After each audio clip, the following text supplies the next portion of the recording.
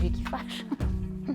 Allons-y. Au niveau des loyers, au niveau financier, au niveau des tarifs, est-ce que tu as atteint tes objectifs en termes de rémunération, en termes de frais, enfin, voilà, si tu peux développer. Alors, est-ce que j'ai atteint mes objectifs financiers, on va dire, pour peut-être résumer? On va dire ça comme ça. Voilà. Alors, par rapport au loyer, il est quand même difficile de trouver un local vraiment pas cher. Ou alors, on est dans une petite pièce, c'est pas forcément quelque chose d'attrayant. Moi, je voulais un local où je me sente bien, déjà. C'est la première chose. Il faut bien se mettre en tête que quand on a un local professionnel, on a quand même une vie personnelle à côté et qu'il faut bien prendre en considération tout ce qui se passe. Donc, si on a un conjoint ou pas qui peut assurer financièrement à côté, ou alors si pour lui aussi c'est difficile et du coup on se pose quand même des questions.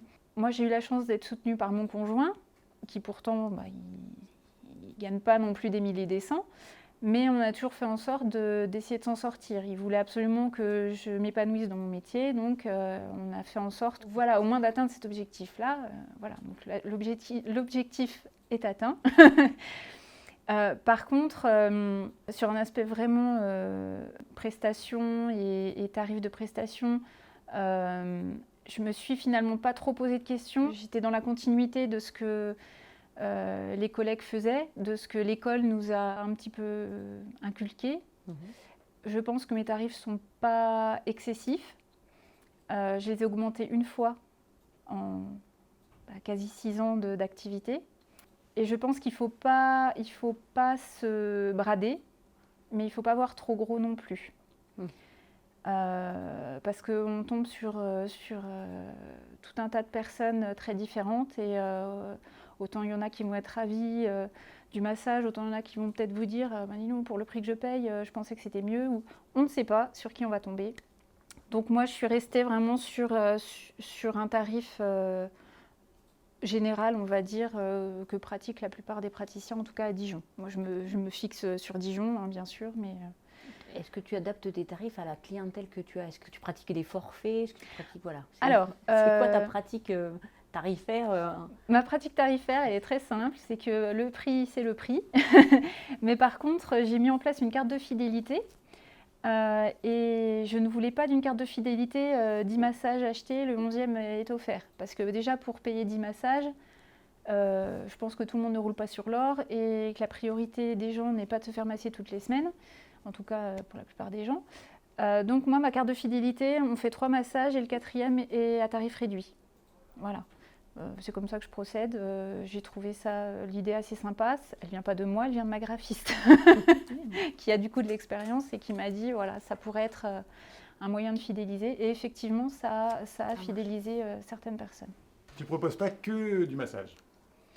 Non, dans mon cabinet, je ne propose pas que du massage. J'ai aussi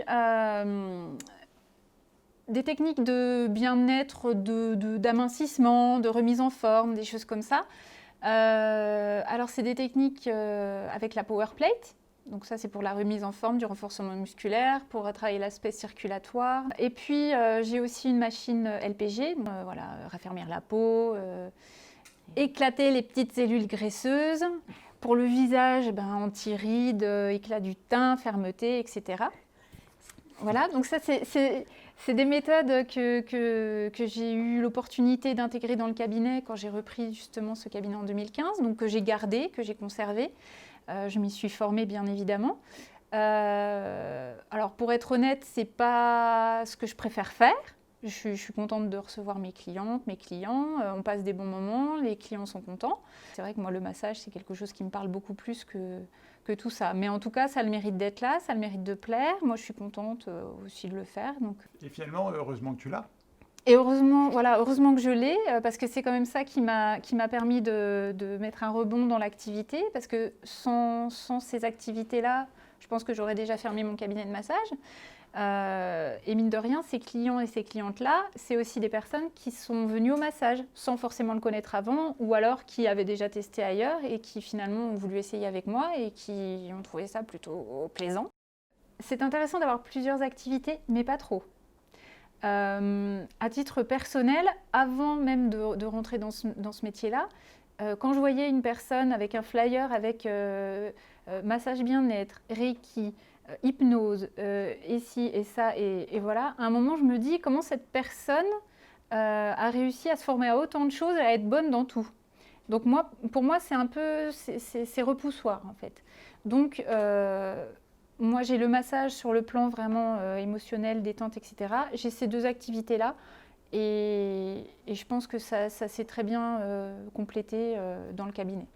De plus en plus de praticiens ont effectivement une deuxième activité, et notamment souvent, ça va être tout ce qui va être lié à la vente.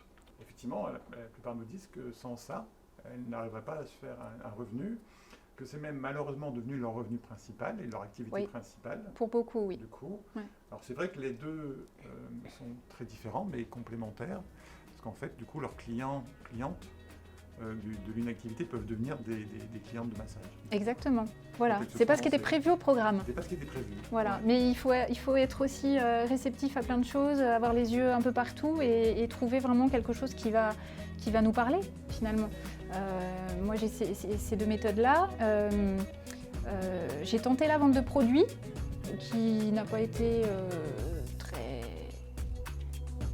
rentable, on va dire. Voilà, alors quand je disais que je ne sais pas me vendre, peut-être que je ne sais pas vendre de produits tout simplement. Hein. Après, voilà. Hein, chacun a son boulet à traîner et moi, c'est cet aspect-là dans mon activité.